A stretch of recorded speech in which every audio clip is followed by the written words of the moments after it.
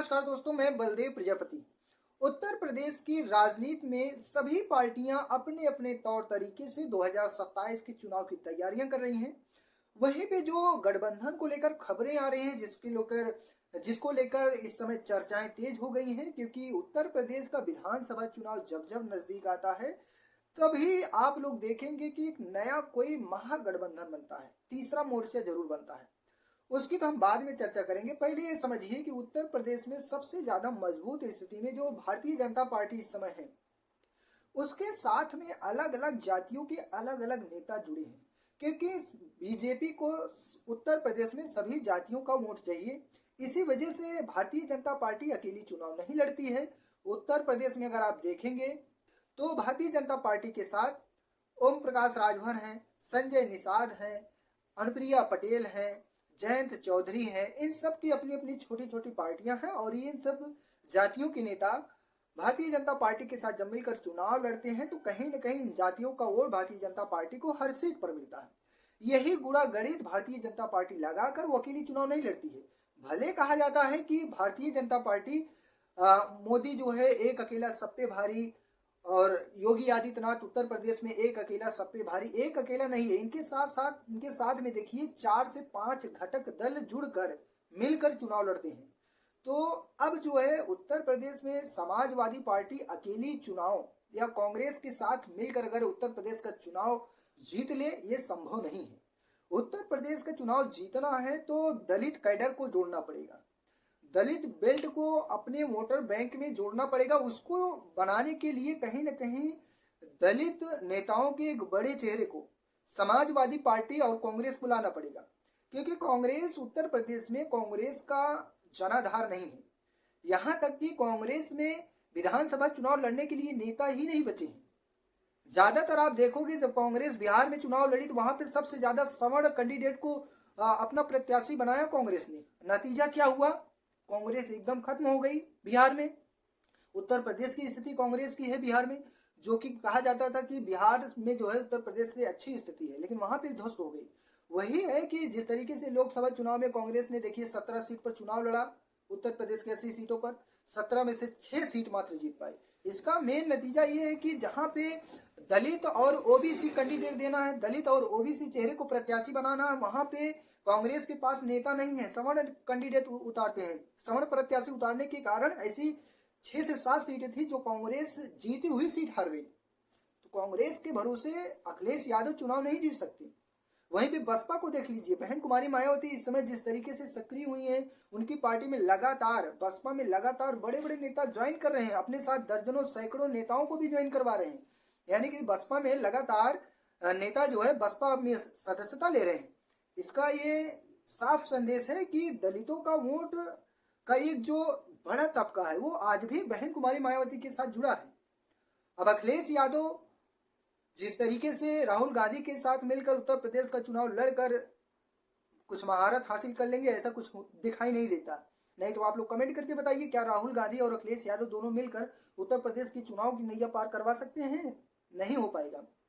Bharatiya Janata party जैसी मजबूत party से लोहा लेने के लिए अति पिछड़े दलित और मुस्लिम वोटरों को एक करना पड़ेगा। जिस तरीके से 2024 के चुनाव में पैटर्न लगा हो गया, लेकिन अब 2024 का जो लोकसभा का चुनाव था उसका पैटर्न अलग है, विधानसभा का चुनाव अलग है। देखिए विधानसभा चुनाव अगर आप देखेंगे तो उसका जो है बहन कुमारी मायावती को वोट क्यों नहीं ज्यादा मिल पाया? क्योंकि लोगों को पता था केंद्र में सरकार बनाना है, और केंद्र से अगर मोदी सरकार को हटाना है तो राहुल गांधी और अखिलेश एक ऐसी गठबंधन है, इसी को देंगे तो कहीं ना कहीं दिल्ली की सरकार कमजोर होगी। तो यही कारण रहा, संविधान बचाने को लेकर उसके नाम पे भी लोग वोट दिए। लेकिन इस बार उत्तर प्रदेश में सरकार बनाना है तो इसको लेकर कहीं ना कहीं उत्तर प्रदेश की जनता देख रही है। तो अब जो चर्चाएं चल रही है कि अखिलेश यादव चंद्रशेखर आजाद को साथ में लेकर चुनाव लड़ेंगे। चंद्रशेखर आजाद अखिलेश यादव से बात चल रही है, सूत्रों की माने तो जो खबरें चल रही हैं, अगर चंद्रशेखर आजाद अखिलेश यादव के साथ आएंगे, राहुल गांधी ये तीनों लोग मिलकर उत्तर प्रदेश का चुनाव लड़ते हैं, तो इसकी मुख्य पृष्ठभूमि क्या होगी?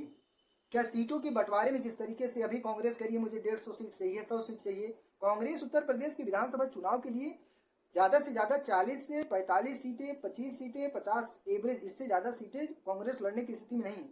सही पूछा जाए तो 25 से 30 सीटें ही कांग्रेस चुनाव लड़ने की स्थिति में है, वो भी जहां मजबूत स्थिति है वहीं पे कांग्रेस के पास प्रत्याशी नहीं है।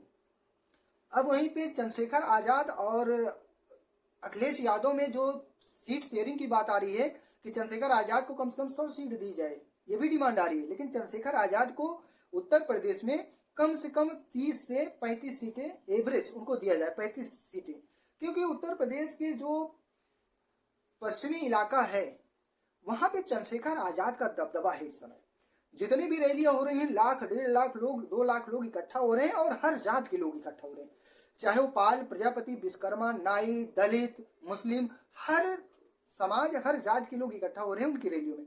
तो कहीं ना कहीं उत्तर प्रदेश के पश्चिमी उत्तर प्रदेश में खास करके चंद्रशेखर आजाद 20 से 25 सीटों पर अपना खास प्रभाव छोड़ेंगे।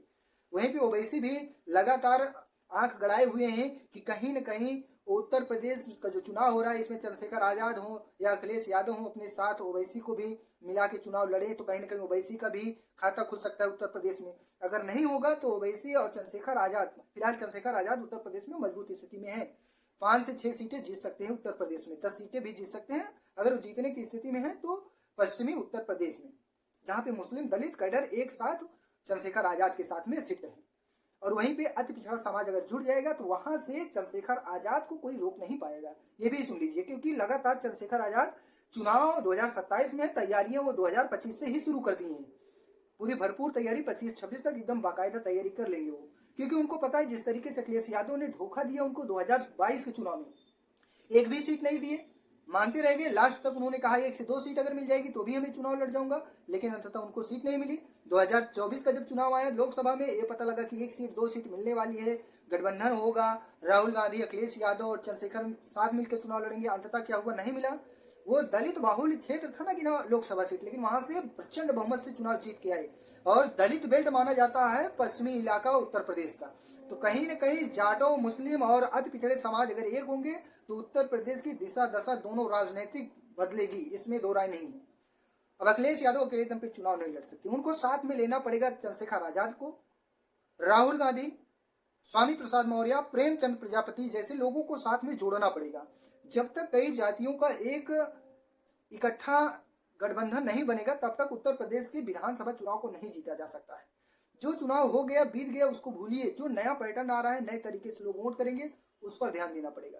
अब ये नहीं कि अखिलेश यादव 2024 के चुनाव में अच्छा कमाल कर दिए तो 2027 में भी कमाल करेंगे, उसके लिए रणनीति बनानी पड़ेगी, जातीय समीकरण को देखना पड़ेगा। चंद्रशेखर आजाद को लेकर आपकी क्या राय है, अखिलेश यादव और इनके गठबंधन को लेकर क्या राय है?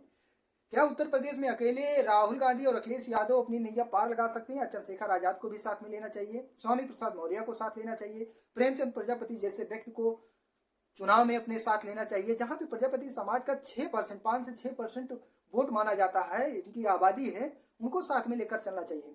तो उत्तर प्रदेश की राजनीति में आपकी क्या राय है? आप अपनी राय कमेंट करके जरूर बताइएगा। चैनल पे पहली बार आए हैं तो चैनल को जरूर सब्सक्राइब कीजिएगा। धन्यवाद।